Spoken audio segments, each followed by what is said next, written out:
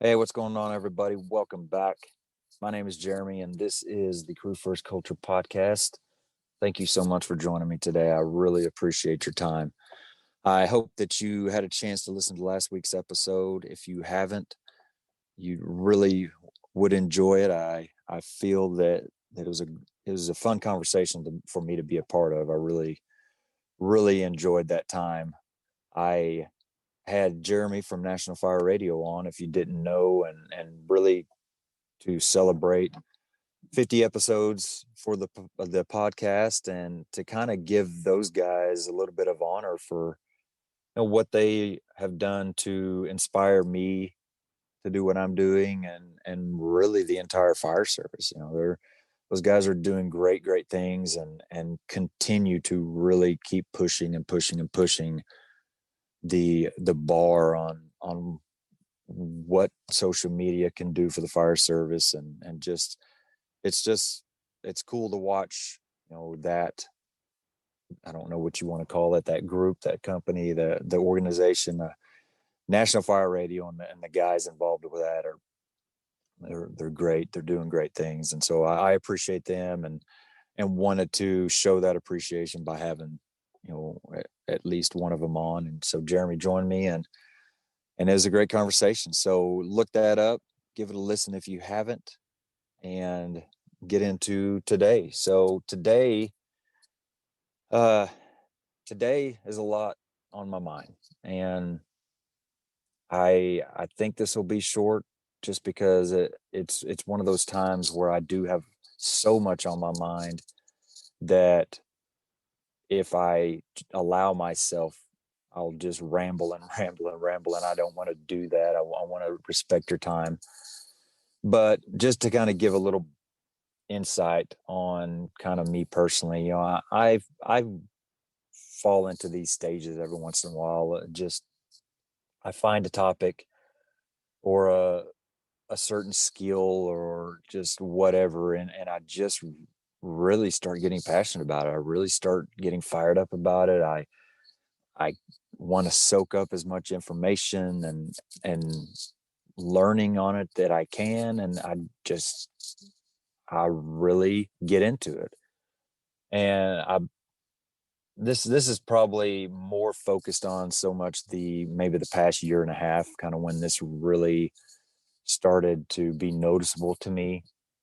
And I think the first one was forcible entry. I We got one of the Woods forcible entry props and at the station, and just I loved doing it. It was fun. I loved learning about it, and figuring out all the details about how to use the tools and the mechanical advantages and just different swings on doors that you use your tools differently on inwards and outwards and left swings and right swings. And so I really enjoyed it, and it I couldn't get enough of learning about it. And then I think I kind of transitioned into hose management, hose advancement, things like that, working with the hose line, and kind of the same deal. I I had a good time doing it. I loved doing it.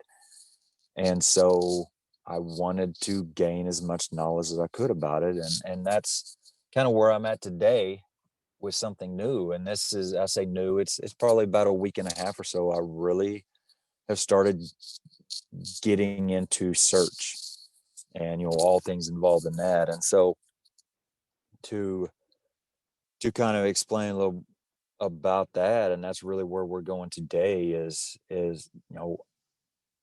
I feel like it's one of the most important things in our job for us to be quick, be efficient, be knowledgeable about, be good at.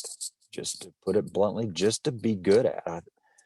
I think we have got to be good at search, and there's no reason that we shouldn't. I mean,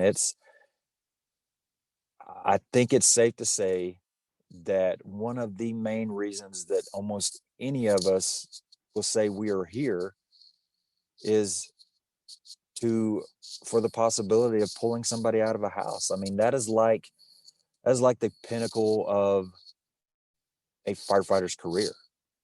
That is what we strive to do. And so that being said, why is it a skill that you would have to try to push somebody into training on? Why is it something that you have to make a case to be better at? I don't get it. I mean, that it seems like it would be pretty blatantly obvious that it better be something that you're good at, very good at. And so, it's a little bit of a sticky point for me right now because I I am gaining, or I am growing a lot of passion for it. I am wanting to learn as much as I can about it, to train on it, to read articles, watch YouTube videos on techniques, just really dig into it. And of course, like a lot of things, when you start doing that, when you start reaching outside of your organization and to gain knowledge, to gain insight from others, to really grow in a certain skill or technique, you start to turn that back on your personal organization and see and kind of use that as a measuring stick of where you're at as an organization. And I just, of course, have to be very careful here, but I just don't know that we're where we need to be. I I think we have a lot of growth, a lot of learning to do. I feel like we could be better at this topic. And so I want to do everything I can to change that. And that's kind of where I'm at. And obviously I'm trying to be very careful right now because no, I'm not in the business of bad mouthing anybody, especially my own organization. I work for a great organization. I have a great crew. And so that is not my intentions at all. But I feel like I'm not alone in the fact that there are a lot of people out there that would agree. We as firefighters, we as the fire service need to get better at search. We need to get better at not only the techniques of search, but also the mindset of searching. And so, you know, I spent a lot of time last night in bed writing because I couldn't sleep. I get in these just my mind just starts racing about certain things and it doesn't stop until I start getting it out. So I just kind of started writing and it just kept going and going and going. So there's a lot there, and I'm obviously not going to get into all this, but we have a problem with VES. We don't. It almost feels like incident commanders don't trust their crews to VES a building that needs to that has rooms that could be searched. We absolutely lose our mind if the topic is brought up about going beyond the door with that VES search and using it as a point of entry for a primary search. That's really all it is. And so, we take the word of passerbys and neighbors on room or structures are clear, or if the building is boarded up, we're going to take that as nobody's inside. There's so many things that we really need to look at, because it doesn't take long to look up videos of the absolute thing I'm just talking about actually happening on real scenes. People being pulled out of vacant quotation mark structures that are boarded up. People that are pulled out of structures that were given an all clear because neighbors said that there was nobody inside, or even the people that lived there said nobody was inside, but they were wrong. how many times does this have to happen for us to really open our eyes to say, we can't trust that structure is clear until we clear it ourselves. And I've mentioned it before, Chief Isaacson had a quote last week when we were listening to his presentation that whether a a room or a structure is survivable or not, that's up to God. Whether a room or structure is searchable or not, that's up to us. And we really have to take that to heart. That is our job.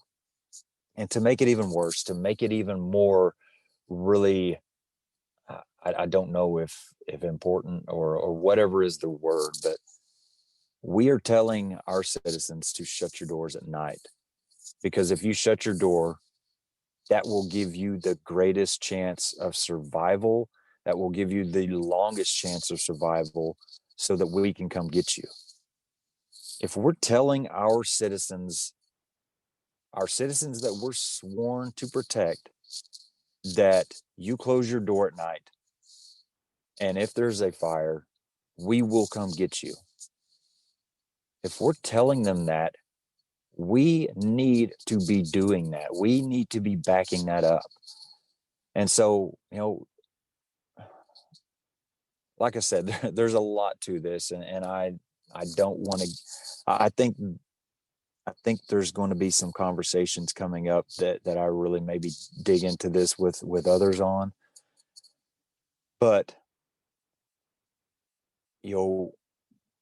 why are we looking at the outside of the alpha side of the structure that's got heavy fire involvement and claiming fully involved when on the backside there's a room or two or whatever that nothing is coming out of?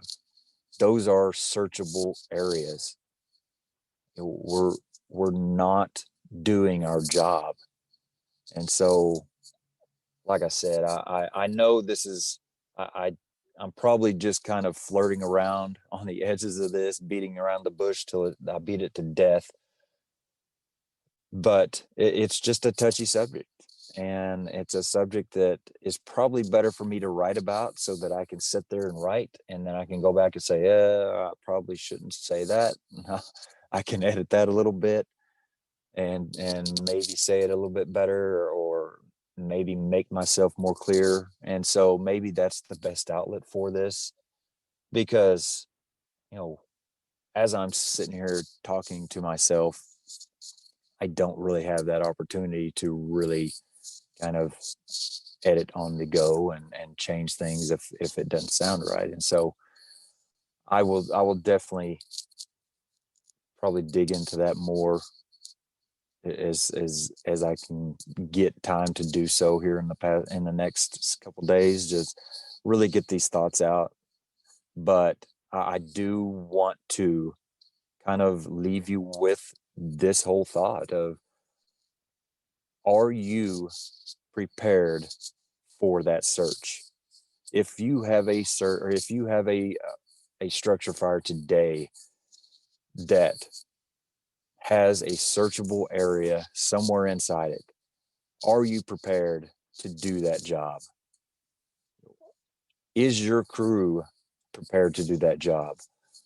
Is your crew trained enough to where they can do it in the quickest, most efficient way possible, so that you are shaving as many seconds off as you can?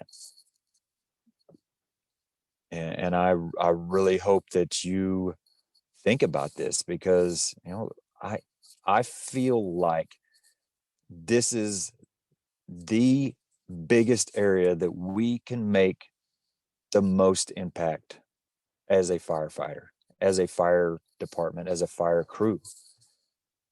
And that is being good at searching, being good at fire tag, being good at ventilation. All those things are great. All those things are important. All those things save property and have a hand in saving lives too. But to physically get in there, to be good at search techniques so that you know what you're doing. You can do it fast, you can do it thoroughly, you can do it good, to pull somebody out that is in danger of dying from smoke or fire. That is the biggest impact that we can have on the citizen's life in our career. That is the apex of being a firefighter. If that's the apex of being a firefighter, then why aren't we better at it? And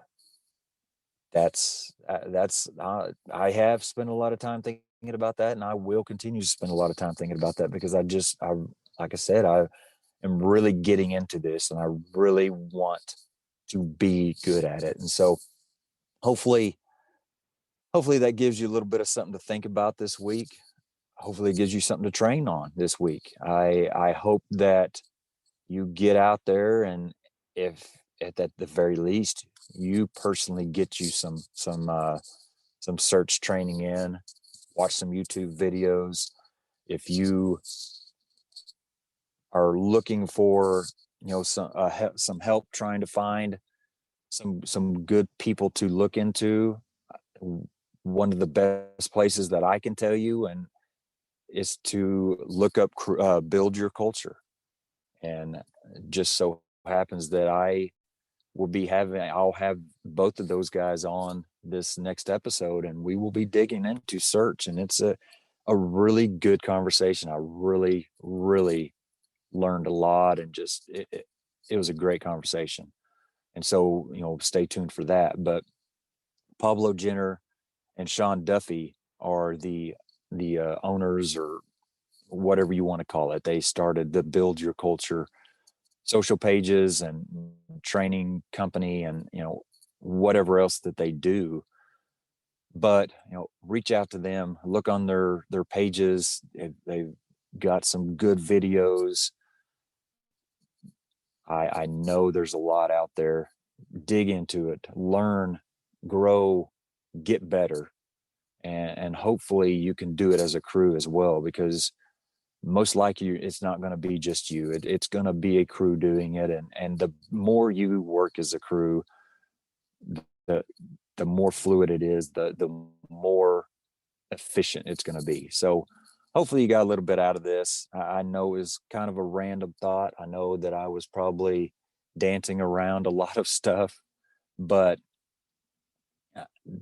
it's important. It's very important. And I really think that we need to focus more on this area as the fire service, just in general. And so hope you have a great week. Get out there, train on it. If you can't get out and train on it, at least look up some articles, look up some YouTube videos, just dig into it in whatever way you can, and really start to focus on making search more of a priority.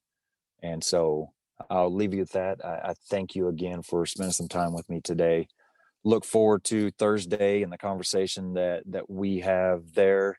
I know you're going to get a lot out of it, so please be looking for that. And again, just keep getting lucky to have these great guests on, and just really, really getting a lot out of these conversations. So thank you. Look forward to next time we see you, and hope you have a great week. Until next time, stay safe, take care of each other.